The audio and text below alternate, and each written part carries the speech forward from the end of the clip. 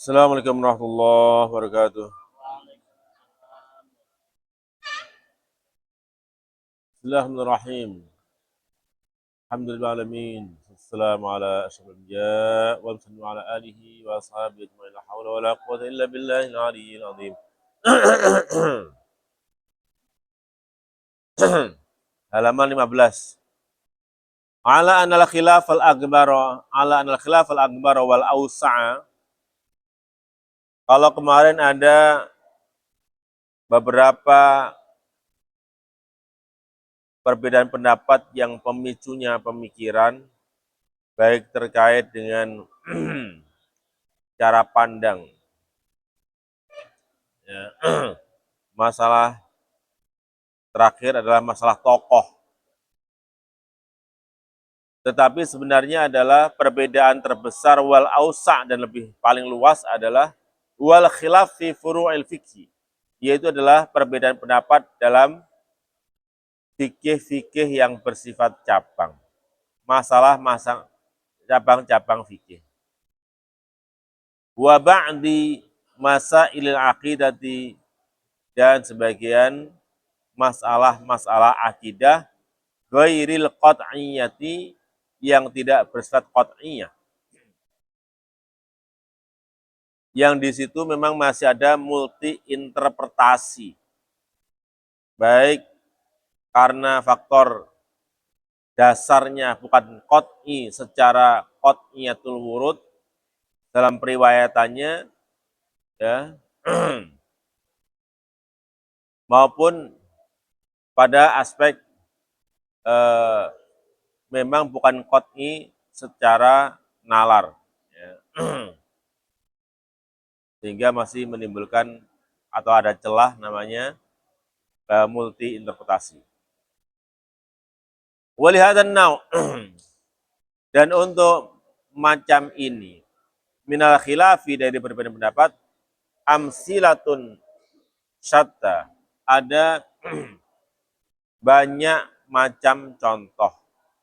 Nusiru, kita mengisyarahkan, kita menunjuk ilaiha kepadanya, bis suturil taliyati, dalam beberapa baris berikut ini.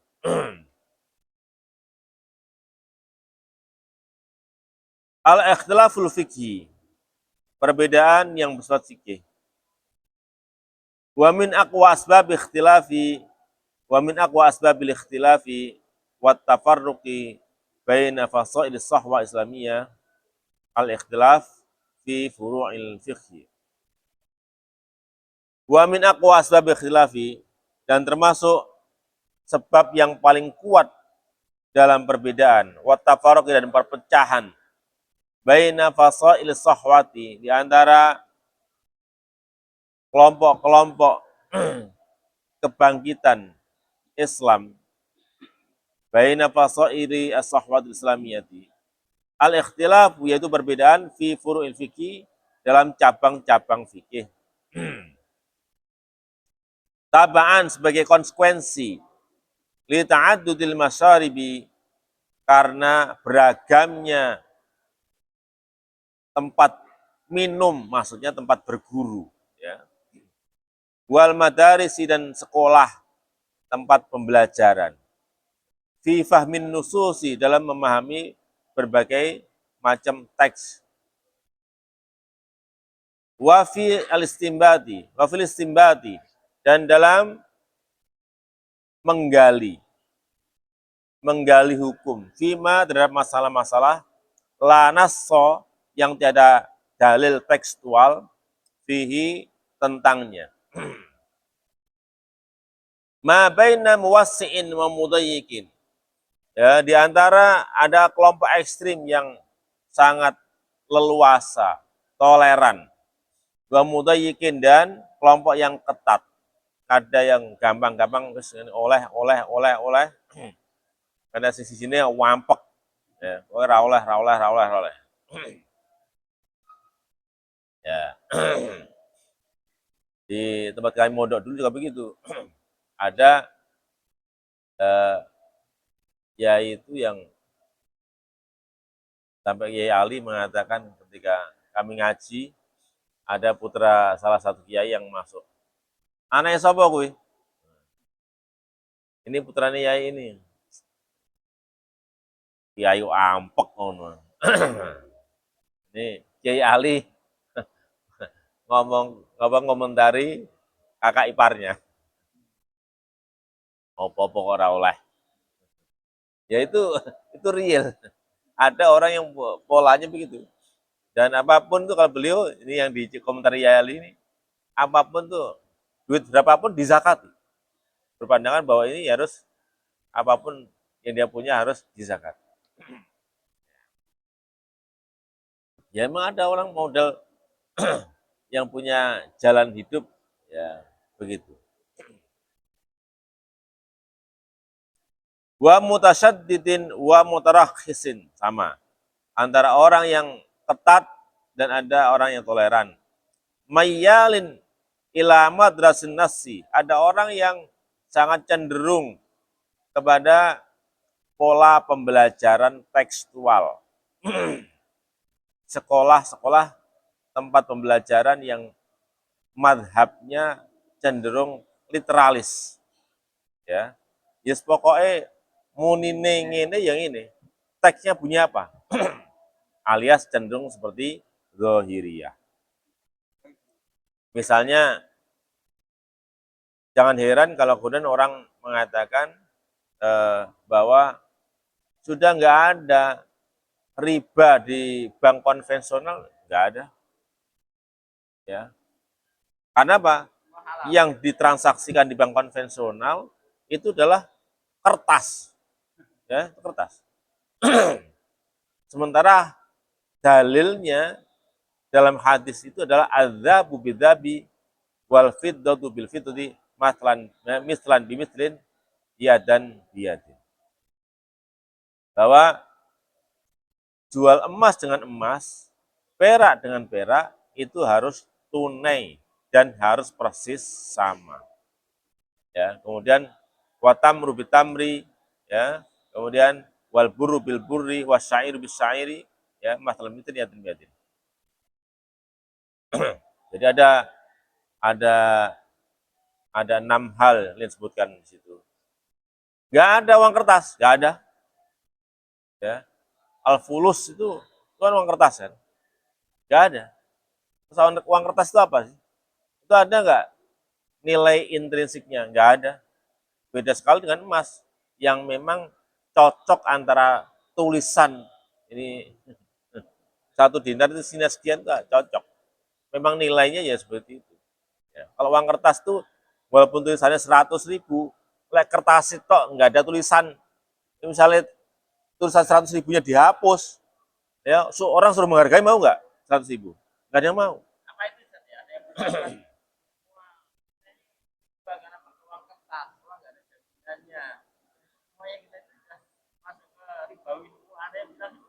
malah kualek isa saya.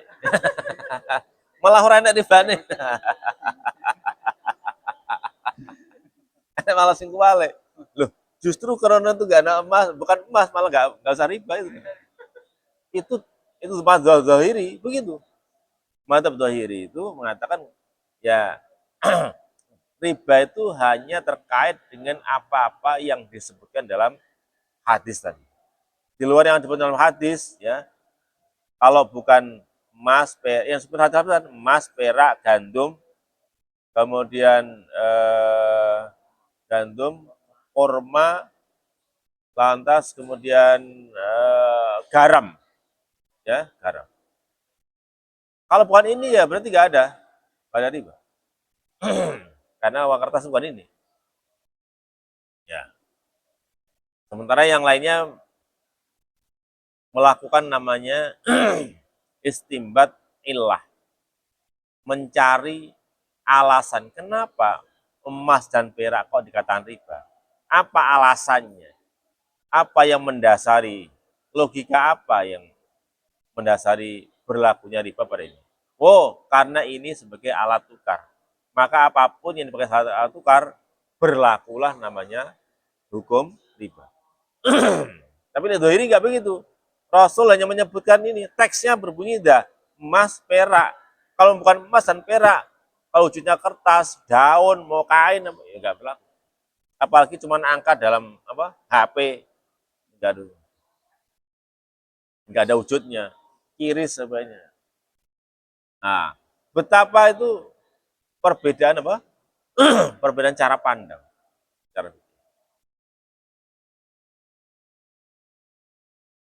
Masalahnya kalau kemudian orang tidak memahami, pokoknya uang kudu podo karo ini. Lah orang salah. Ya. Kalau tidak sama itu nggak ditoleransi. Ya. Akhirnya yang terjadi adalah tafarruq, ikhtilaf. Wa man yalun ila madrasati ra'yi. Ada juga yang kemudian sangat cenderung kepada model pembelajaran dan penalaran ya, logika. Apapun kemudian harus dilogiskan, ya, harus dimaknai, harus dimaknai. Nah, kontekstual, ya, sebagainya. Yang kadang-kadang juga kemudian kebablasan, ya, kebablasan juga.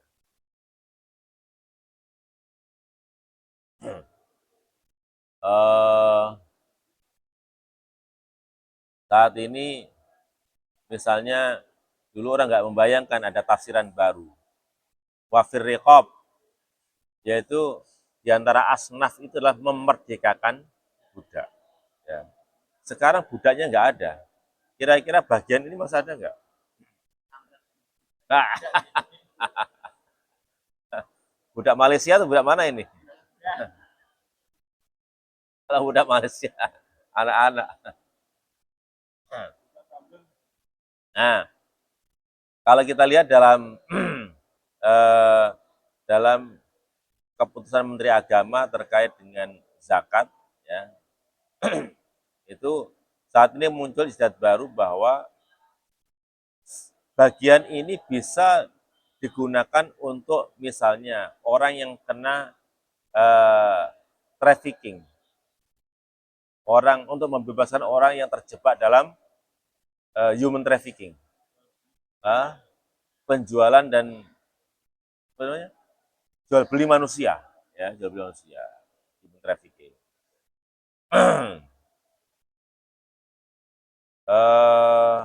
Termasuk adalah ya utama adalah ini orang yang terjebak dalam hal seperti ini, yang dia kemudian kemerdekaannya memang kemerdekaannya terampas, ya, terampas, ya. Seperti itu. Ada berapa hal itu. Tapi ini dulu kan nggak terbayang. Bisa nggak nih?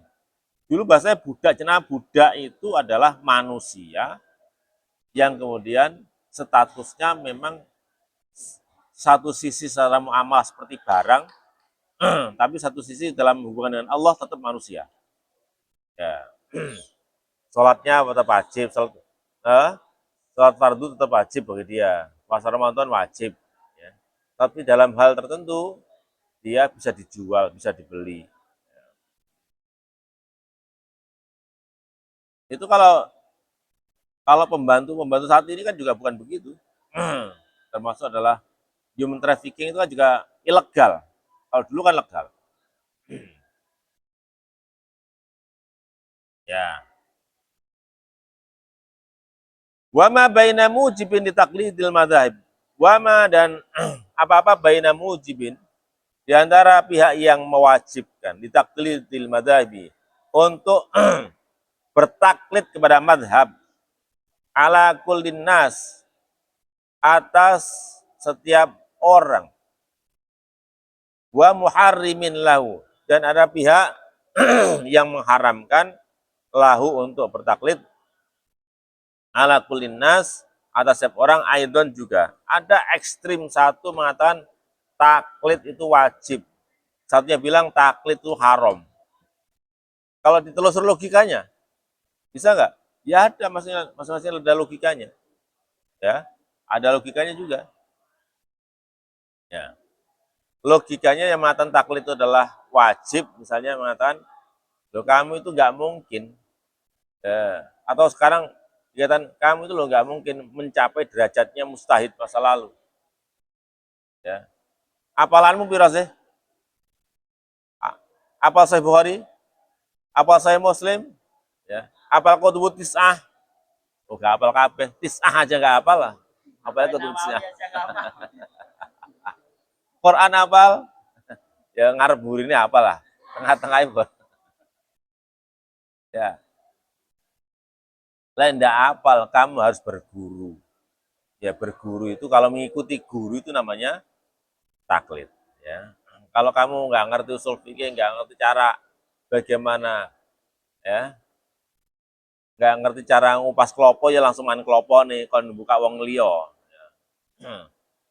Nah sekarang juga itu dalil-dalil itu kan masih, ya, itu ibaratnya kan sesuatu yang masih dalam, ya, orang yang belum mampu untuk bisa mengambil kelapanya. Ya perlu bantuan orang lain untuk bisa.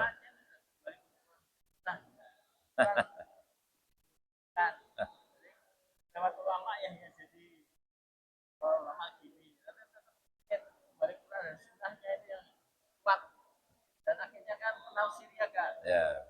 Aksinya kayak gini kayak gini. Ya. Betul. Pertanyaannya, dulu ngapalin Quran apa langsung dari mulutnya Rasulullah? Ya kan? Karena mengherankan. Kamu lo dapat Quran itu dari para guru. Teksnya saja itu juga dari para guru. Kamu dapat hadis apakah jadi langsung mulutnya Rasulullah? Enggak, dari para guru juga. Ya. Kamu ngerti ini hadis sahih, ini hadis yang dhaif dari mana? Apa yang lain langsung ngerti? Enggak juga. Ya. Tetap juga berguru. Untuk punya ukuran bahwa hadis yang sahih itu harus lewat rawi yang sikoh. Sikoh itu apa? Kamu ngerti dari mana? Dari para guru. Ya kadang-kadang itu baru ngerti titik kemelinti. Kemelinti. Kemelinti. Padahal itu semua kita juga dari para guru. Walaupun juga tidak mungkin semua hal itu berasal dari guru. Bahwa wajib semua ilmu itu dari guru sebelumnya, nggak mungkin. Karena kalau semua ilmu dari guru sebelumnya, ya ilmu itu nggak berkembang. Seperti Quran itu, semua bersanad, iya, mulai dari alif lam sampai al-fatihah sampai an-nas tanpa tambah apa? Nggak ada tambah satu huruf pun, satu serat pun nggak ada. Semua bersanad memang. Tapi kalau ilmu bersanad itu maksudnya begitu, ya berarti nggak berkembang. Ya, pasti ada ide-ide baru yang tidak mungkin ada sanatnya dari sebelumnya. Itu berarti baru berkembang. Ya. Sedangkan harokat aja itu kan nggak ada, apa Nabi ngajari harokat? Nggak juga. Nggak, Nabi nggak ngajari harokat itu. Nggak ada itu malah. Itu. Ya. Termasuk adalah misalnya pemilahan bahwa rukun wudhu ada sekian, sunnah wudhu ada sekian, yang batalkan wudhu ada sekian. Klasifikasi itu dari mana?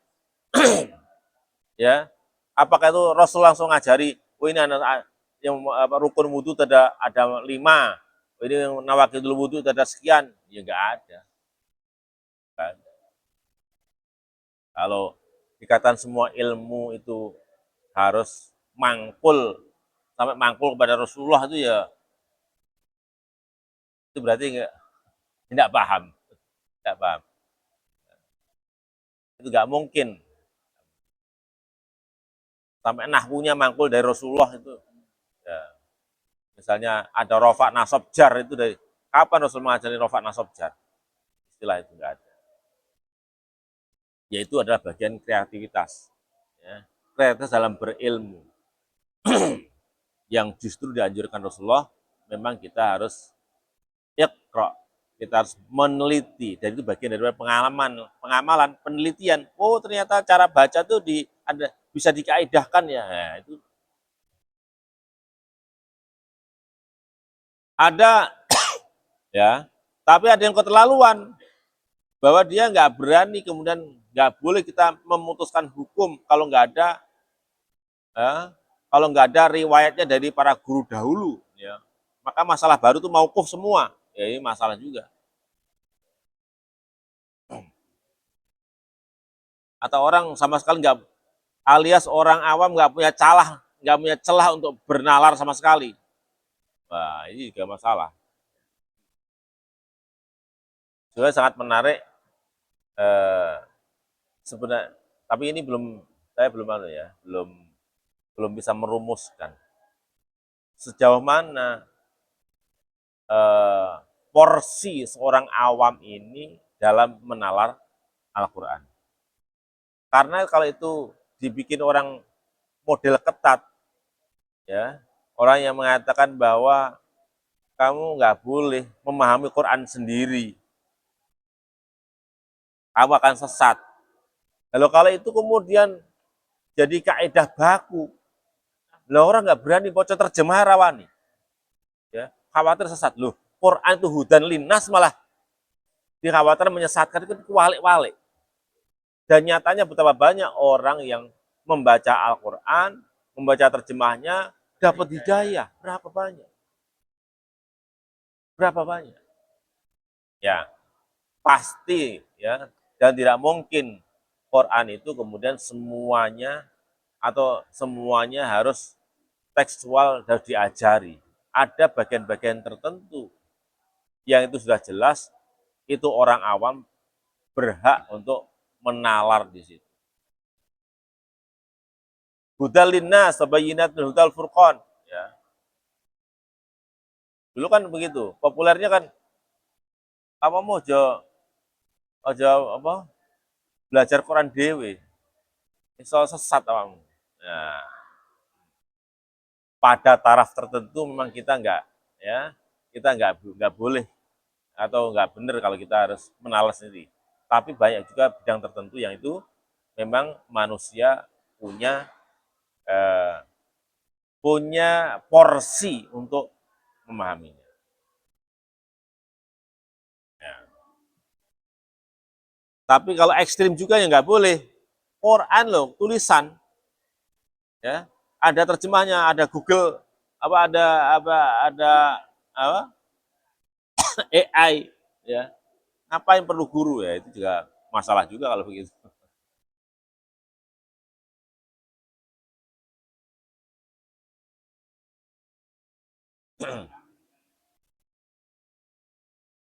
Hah? Oh, sampai singgawe kudu klarifikasi. Mumut karo gawane dhewe. Ya, mimman yujiz wa muharimin lahu ala kulli nas aidan. Ya, ada juga pihak yang mengatakan taklid nggak boleh, kamu harus langsung pahami Quran. Ya, ada Quran, ada sunnahnya. Sudah nggak usah baca semua buku itu. Ya, lemparkan semua buku. Kamu baca langsung Quran dan sunnah. Ya, mari umono bahasan moco ternyata hasil nalarnya berbeda sama yang ngomong. Akhirnya apa? Pisah kita, nggak bener itu, sesat itu. Nah, dia kan. Lah kalau orang kemudian modalnya enggak, ya, modalnya enggak cukup, ya enggak jadi. Sama-sama bahan, sama-sama tujuan. Ini ada bahan rawon, ada apa? Ada ada daging, ada keluak, ada macam-macam. Ya, orang ngerti cara ngolai. Wong dua orang yang berbeda, satu yang ngerti, satu yang ngerti. Ya satu ya jadi rawon, satunya enggak jadi apa-apa. Bahannya sama, nasnya sama, Quran hatinya sama. Tapi kalau cara menggalinya berbeda, ya akan berbeda hasilnya. Cara itu juga penting.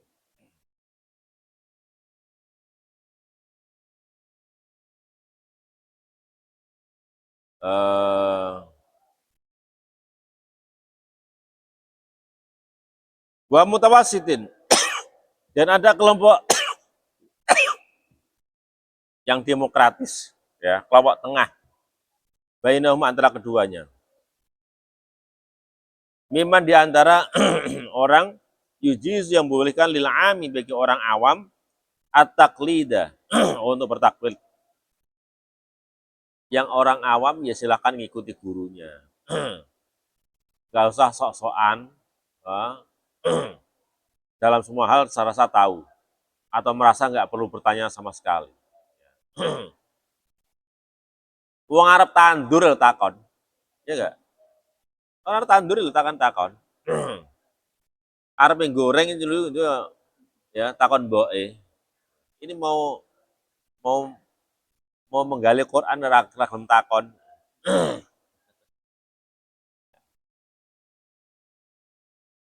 Itu jenenge kan tidak imbang dan nggak tepat. Barang sing ketok sik perlu takon, ternyata untuk barang yang tidak ketok ya dia nggak mau tanya. Seakan kan biasa. Duna ilzamin madzhabin muayyanin. Seorang ini kelompok tengah ini mengatakan orang awam boleh bertanya, boleh bertaklid dan dia tidak harus bertaklid pada satu orang. Ya bener lah, taklid pada satu orang tuh. Kamu harus taklid pada imam ini, loh. Oh dia gimana dia tahu imam? Kalau dia tahu imam itu bukan awam lagi dia, ya sampai tahu apa ini orang pinter, ya iso ngukur wong kuwi pinter, paling pinter, ya berarti wong pinter kan, nggak awam lagi. Ada orang yang mengatakan gini, saking ta'asub ya, menggelikan sebenarnya. Ada orang yang bilang harus siapapun yang menyatakan bahwa ada orang yang lebih alim dari Imam Syafi'i, itu keluar dari mazhab Syafi'i, keluar dari Ahlus Sunnah. Piye? Kok sampai seperti itu gimana?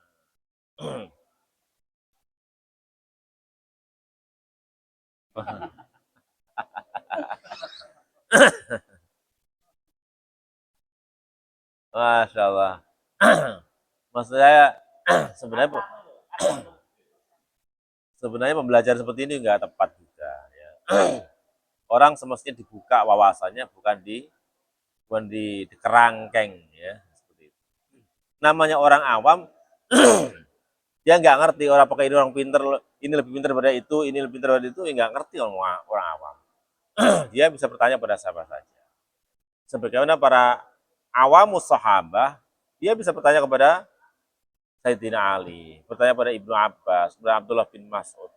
Ya bebas-bebas saja. Ya, pada Abu Bakar, pada Umar. Ya. Masa guru dibatasi?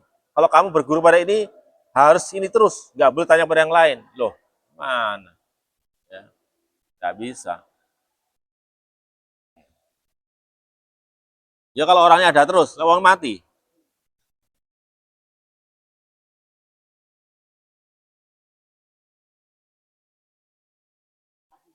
Ah.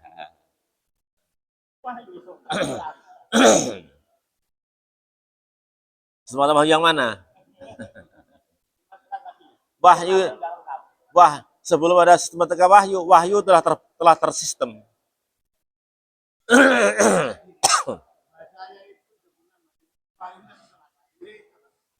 Oh. Ini bagian dari upaya kita untuk menikmati wahyu secara menyeluruh. Apapun istilahnya, ya, apapun istilahnya.